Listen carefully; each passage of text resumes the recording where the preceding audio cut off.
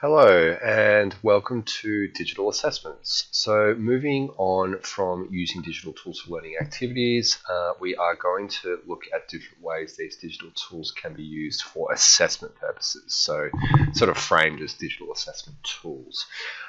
So you may remember watching the video on creating a Kahoot learning activity along with a Quizlet. So in this video, I am just going to briefly show you some of the important functions that these digital tools have so that you can use them for assessment purposes in your different teaching and learning contexts.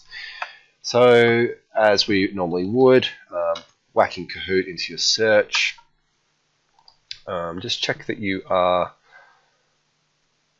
logged in.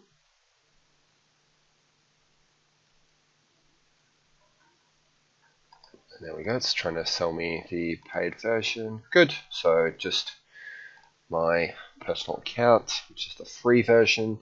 So what I'm going to do is I'm just going to go to library because we've sort of looked at creating learning activities. So this particular activity about vocabulary, sort of everyday English functional vocabulary, particularly in school sort of settings. What we can do is we can look at the different functions here that make it assessment fit, or we can use it for assessment. So just looking at these functions here, and then when we go into reports, okay, I can just click on that. Okay, and now I can see that 96% of responses were correct. There were 9 participants with different names. Questions there, the percentages or the overall results for the particular questions, and an overall summary. The advanced reports, you will need to use the paid version, but that's just one way you can look at it. No feedback was received. And then I can click on report options and I can click download report. Okay, and it will present itself in an Excel.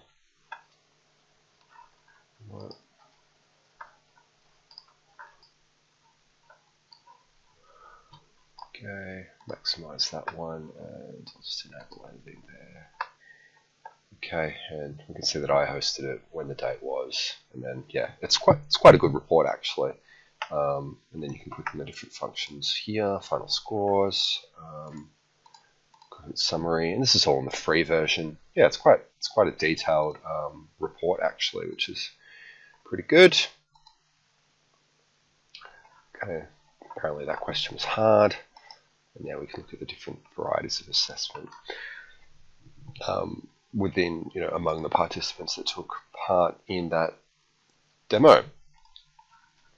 And then you can look at other reports. If you do have other